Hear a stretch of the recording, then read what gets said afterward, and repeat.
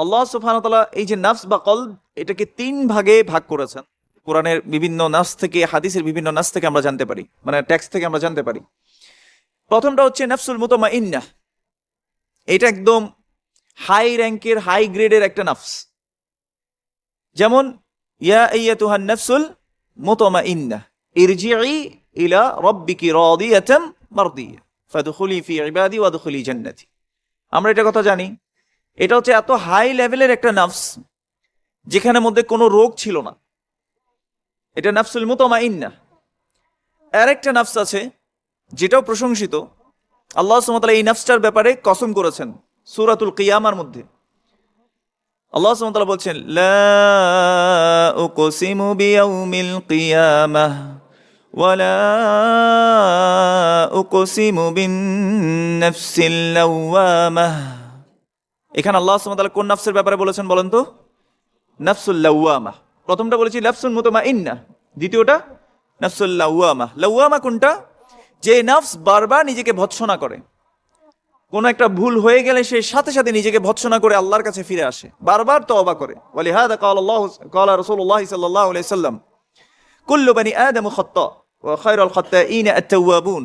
প্রত্যেক আদম সন্তান ভুলকারী, কিন্তু তাদের মধ্যে উত্তম হচ্ছে কারা? যারা তওবা করে, বেশি বেশি তওবা করে। তাহলে এই লাওয়ামা হচ্ছে যারা নিজের ভুল বুঝতে পারে, আল্লাহর কাছে ফিরে আসে, নিজেকে পরিশোধন করে ফেলে। 3 নাম্বার, এটা হচ্ছে নফসুল খাবিস অথবা নফসুস সু অথবা নফসুল আম্মারা। এটাকে অনেক নামে নামকরণ করা হয়, যেমন হাদিসের মধ্যে আসছে ইয়া আইয়াতুহান নফসুল খাবিস, এভাবে ডাকা হবে। নফসুস সু মন্দ আত্মা, অথবা নফসুল আম্মারা। যেমন ইউসুফ আলাইহিস সালাম বলছেন, ওয়ামা উবাররিউ নাফসি ইন্নান নাফসা লাআম্মারাতুম বিসসু। আমি নিজেকে পবিত্র ঘোষণা করছি না, নিশ্চয়ই নফস মানুষকে খারাপের দিকে আদেশ করে। তাহলে কিছু নফস হচ্ছে সেটা কি করবে? খারাপের দিকে আদেশ করবে।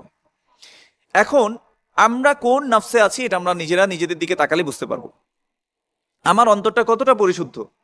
আমরা আবার ওই হাদিসে ফিরে যাই। রাসূলুল্লাহ সাল্লাল্লাহু আলাইহি ওয়াসাল্লাম বলেছেন, আলা ইন্না ফিল জাসাদি মুদগাহ। জেনে রাখো, শরীরের মধ্যে একটা গোশতের টুকরা আছে, ইদা সলুহাত সলাহাল জাসাদু কুল্লু। যদি এই গোশতের টুকরা শুদ্ধ হয়ে যায়, তার পুরো শরীর শুদ্ধ হয়ে যায়। তার মানে তার আমল, আখলাক, কাজ, চরিত্র সবকিছু কি থাকে? সুন্দর থাকে। ওয়া ইদা ফাসাদাত ফাসাদাল জাসাদু কুল্লু।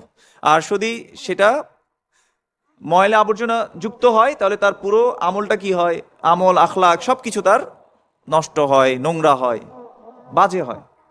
আল্লাহ আমাদেরকে এমন হওয়া থেকে হেফাজত করুন।